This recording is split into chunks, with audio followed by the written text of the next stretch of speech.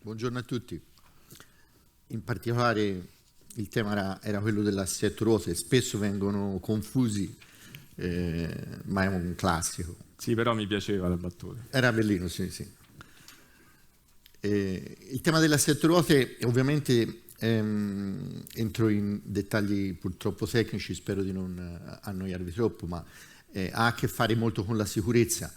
Partiamo dal pensare che l'impronta a terra di un pneumatico che contribuisce in maniera determinante alla sicurezza di un veicolo sono pochi centimetri quadrati. Quei pochi centimetri quadrati fondamentalmente dipendono da alcuni angoli delle sospensioni che ovviamente conoscete, magari siete stati voi stessi da qualche gommista a far regolare l'assetto. Normalmente parliamo di assetto in termini di comfort, banalmente lo sterzo dritto. Nelle macchine di oggi lo sterzo teoricamente può addirizzarsi da solo, ci sono centraline che permettono allo sterzo di tornare dritto in autonomia.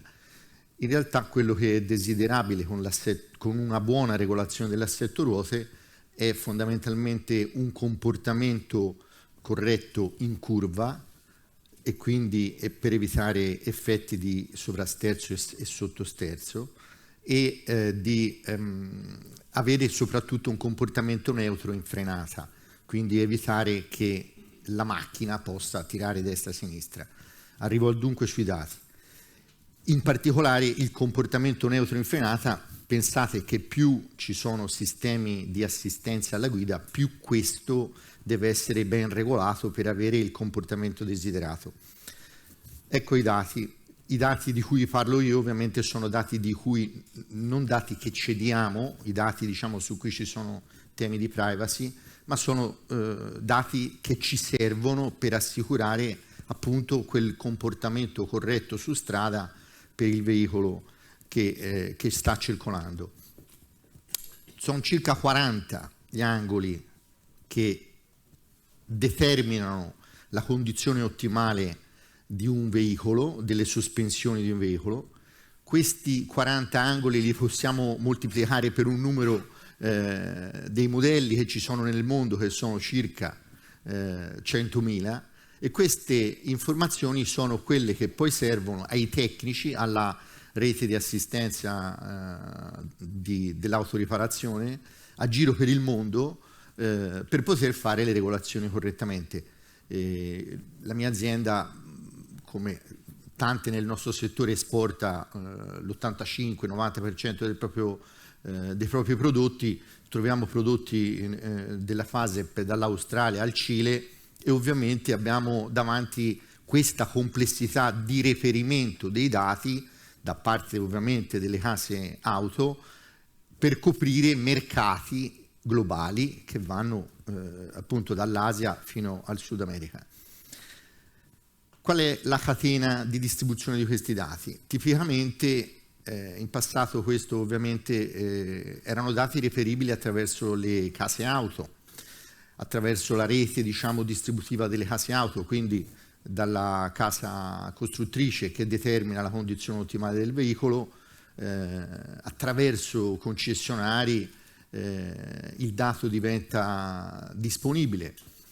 In realtà talvolta viene anche pubblicato all'interno dei manuali dell'utilizzatore, ma non sempre. Questi dati ovviamente adesso non sono più disponibili in questa forma, perché l'accesso direttamente alle case auto più o meno è impossibile. Ci sono dei fornitori di dati, ci sono dei fornitori in Europa che attraverso accordi di licenza ottengono i dati da fornire poi all'assistenza riparativa indipendente, e ovviamente questa capacità di recupero dei dati da parte delle case costruttrici dobbiamo immaginare che ha bisogno di essere a livello continentale, perché ci sono produttori europei, fornitori di dati europei che forniscono a noi i dati che noi dobbiamo fornire ai nostri gommisti o officine che fanno le regolazioni, ma la stesso avviene per i veicoli giapponesi piuttosto che cinesi, piuttosto che americani. Quindi è un mondo molto globalizzato, quello dei dati, dell'assistenza all'automobile. In particolare questa situazione ovviamente peggiora quando pensate che i dati di un veicolo che viene prodotto in Cina, tanto per essere molto aggiornati con i tempi, poi ovviamente in altri mercati quello stesso veicolo può avere denominazioni diverse, quindi a volte ci arrivano dei dati da costruttori cinesi addirittura in maniera originale, quindi con gli ideogrammi, e noi dobbiamo scoprire quel modello lì come si chiama magari nel mercato medio orientale piuttosto che nel mercato europeo. In questo qualche anno fa sarebbe stato un bagno di sangue di tempo, oggi onestamente l'intelligenza artificiale ci dà una grande mano, perché sostanzialmente fornire all'intelligenza artificiale una lista di informazioni, di modelli di autoveicolo provenienti banalmente dalla Cina in cinese è facilmente ottenibile la lista corrispondente degli stessi modelli, magari con marchi diversi che sono disponibili sul mercato europeo, sul mercato medio orientale, eccetera. Questo per dire qual è la catena di approvvigionamento di questo dato.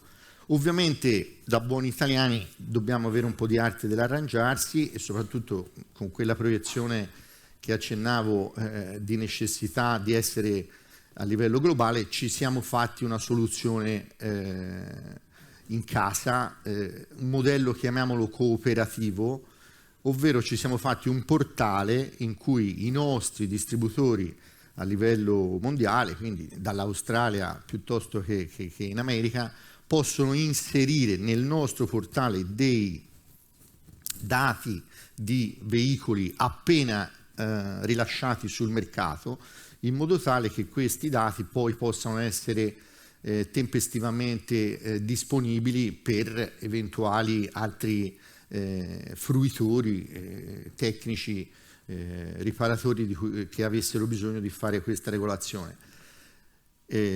Questo è il quadro generale.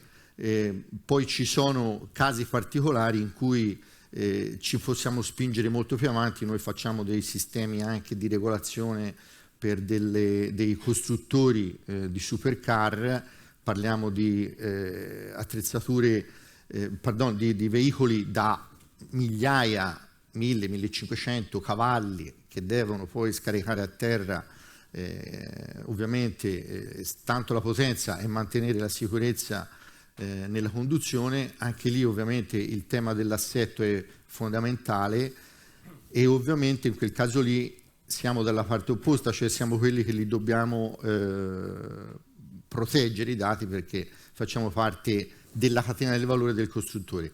Mi taccio, non ho altro da dire. Se c'è qualche domanda.